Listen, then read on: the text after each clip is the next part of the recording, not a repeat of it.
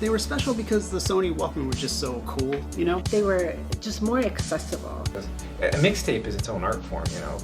It gave you so much choice. It was easy to stick them in your bag and take them and share them with your friends and carry them with you. Cassettes were how I understood music at the time.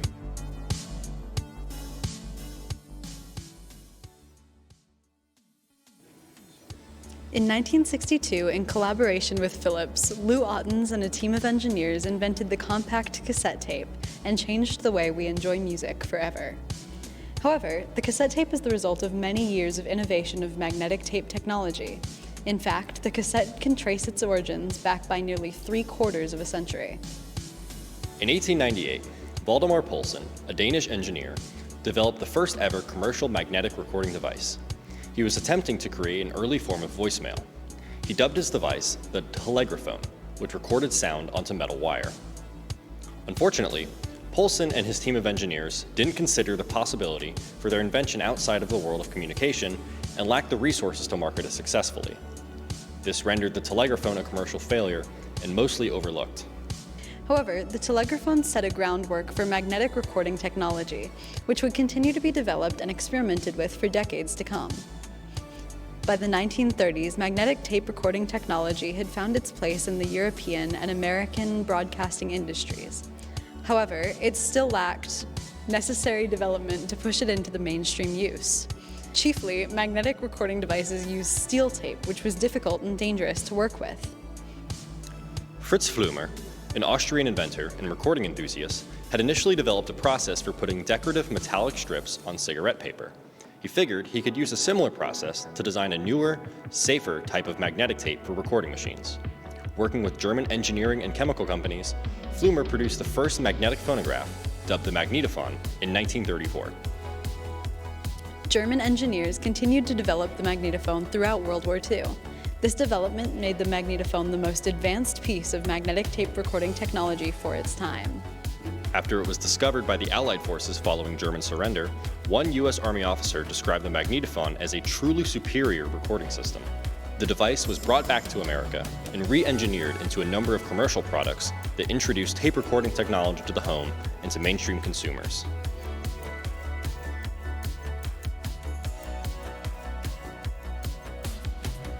One of those devices came about in the form of the RCA sound tape.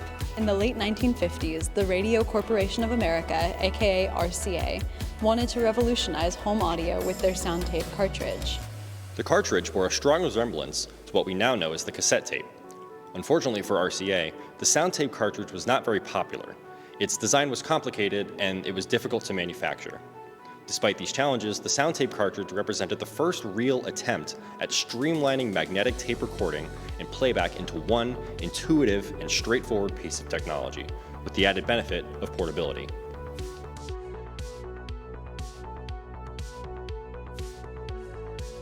We also had some 8-track tapes that my dad had, so some of the music I listened to was on 8-tracks.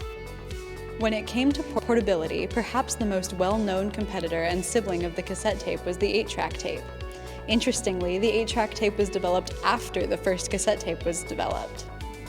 William Lear, founder of Learjet, redesigned a complicated 4-track tape cartridge used in his jets into a simpler, more expansive 8-track cartridge. Lear was able to lobby the Ford Motor Company to take the risk of including his cartridge system in their 1966 production model cars, which paid off. 2 years later, nearly 2.5 million 8-track systems were in use across the US. However, the 8-track tape had numerous drawbacks, primarily the inability to fast-forward, rewind, and record. Despite this, 8-track tapes remained the predominant form of portable music enjoyment until the late 1970s, when cassettes truly became a cultural icon.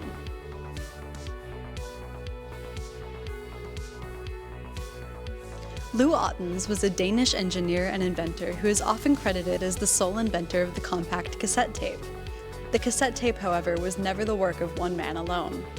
In 1952, Ottens began to work for Philips. By 1960, he was leading the new project development division. A year later, his team introduced the compact cassette, a portable, plastic-encased alternative to the bulky reel-to-reel systems of the time. Ottens always acknowledged that it was a team effort. Engineers in the city surrounding Philips' development lab, who were experienced in record and tape equipment, joined to collaborate in the development process. Before the cassette, the team launched the EL3585 in 1958, the first battery-powered reel-to-reel recorder. Its success proved there was demand for something smaller, pocket-sized, and more affordable. Otten's group aimed to lower costs, reduce battery usage, and maintain consistent quality. They wanted a recorder that could fit in a shirt pocket and worked with their existing Philips technology. Japanese competitors offered small rim drive recorders, but they had poor quality and short battery life, which in the end left space open for Philips engineers to create a better product. Philips initially considered partnering with RCA to use their tape cartridge system, but Lou Ottens saw a problem with that plan. The RCA design was too bulky and exposed too much tape. The RCA cartridge had large recesses for the record and erase heads, leaving 3 exposed holes. Otten's team wanted minimal tape exposure, so they decided to create their own design, only using RCA's system as an inspiration. Ottens began by carving a wooden block small enough to fit in his jacket pocket. This block became the blueprint for the first portable cassette recorder, the AL3300. In 1963, Philips introduced the compact cassette at the IFA in Berlin. At first, the response was lukewarm, and only a few in the audio industry saw the cassette tape's potential. But Philips made a bold move. They offered the patent for free to other manufacturers, including Sony and National, a part of the Panasonic Corporation. This decision helped the compact cassette become the worldwide standard. Through its countless proposals for tape sizes, speeds, and cartridge designs, Ottens and his team created the cassette tape, a product that revolutionized music and portability worldwide. The cassette tape owes its success to innovation, persistence, and a dream.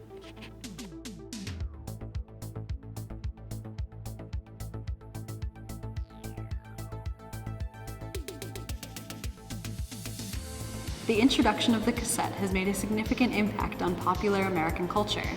We wouldn't listen to or consume music today the same way without it, but what made it so successful? The compact cassette set itself apart from its competitors. It was smaller in size and it was easier to carry around and listen to practically anywhere you went. It also allowed consumers to have more control over the kind of music they listened to in a way they had rarely had before.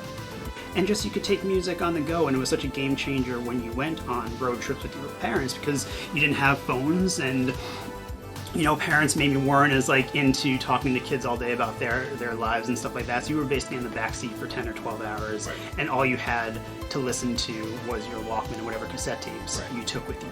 So it gives good memories of that early time of where you were able to take music out of your home and listen to it elsewhere. So it became portable for the first time.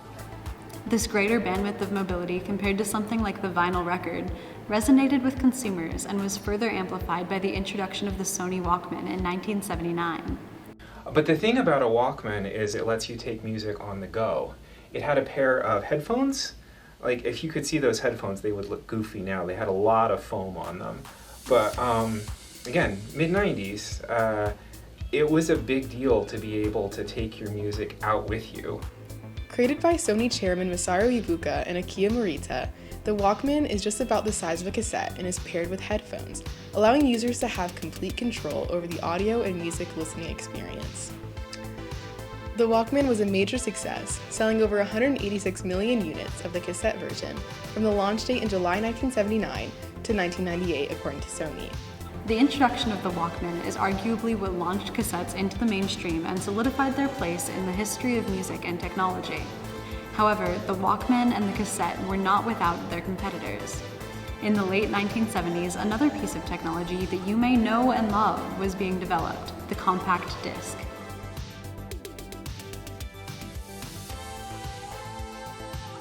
The compact disc, or CD, was developed by Royal Philips and Sony in the late 1970s and was introduced to the public in 1982.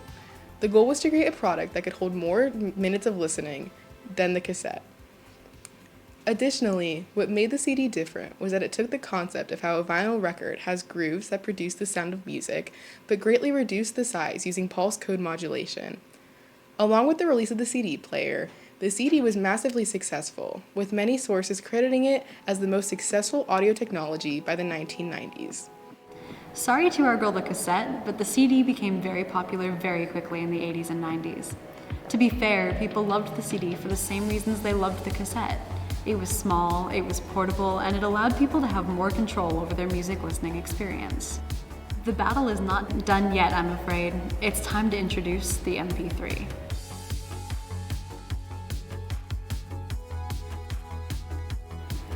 The rise of the internet in the 90s and early 2000s opened up a new market. Buying, selling, and listening to music digitally had already been experimented with in the 1980s, but now it was really picking up.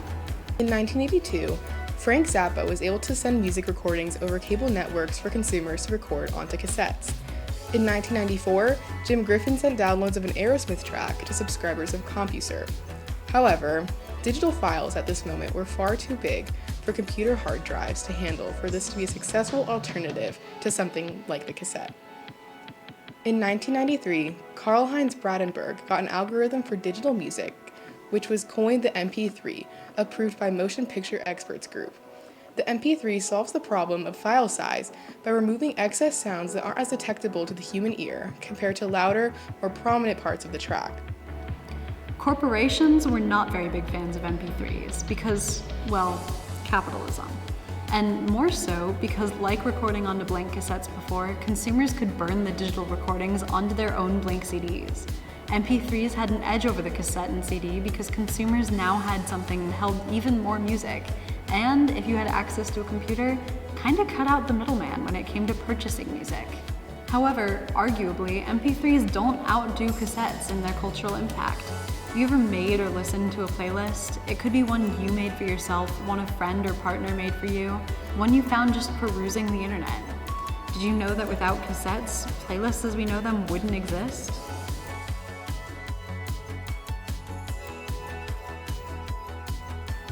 Cassettes offered consumers a new way to listen to and control their music, specifically with the use of mixtapes. Mixtapes are just like a playlist you've probably made on Spotify or Apple Music, a collection of songs from various artists, just in the physical form of a cassette, and they allowed people to connect over music like never before. That we would make mixtapes, we would sit there and record off of the radio so we could really get all of our favorite music.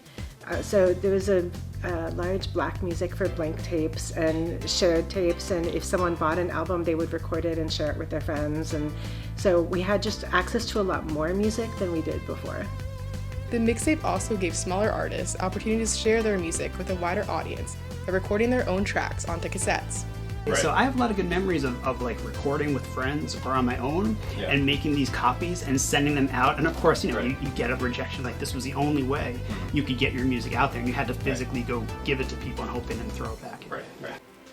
Mixtapes also helped launch one of the most culturally influential music genres in American history, hip-hop. Mixtapes have and will continue to be an important part of hip-hop, as many significant artists, like Drake, got their start by releasing mixtapes and still release mixtapes in between album releases. Despite digital music dominating the music industry today, there are many groups of young people who still enjoy listening to cassettes. Many popular artists today, like Billie Eilish, Taylor Swift, or Harry Styles, have been releasing their latest work on cassette. Many metal and alt music groups never really stopped releasing new music on cassette. But will the cassette reach a new peak in popularity? We think yes. But if we're wrong, that doesn't diminish the significant technological and cultural impact the cassette has made in the United States. If anything, the next time you hit play or shuffle on your playlist, we hope you remember that you wouldn't be doing that if it weren't for the cassette.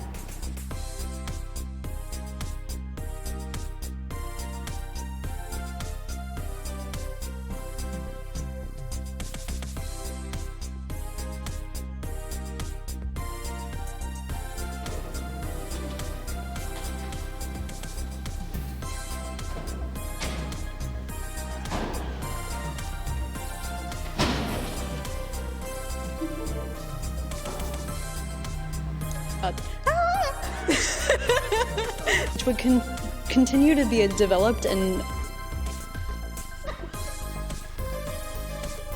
I can't read. Okay.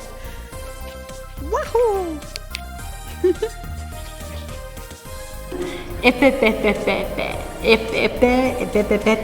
That could hold more listening minutes of listening time than the cassette. Do you want me to redo it?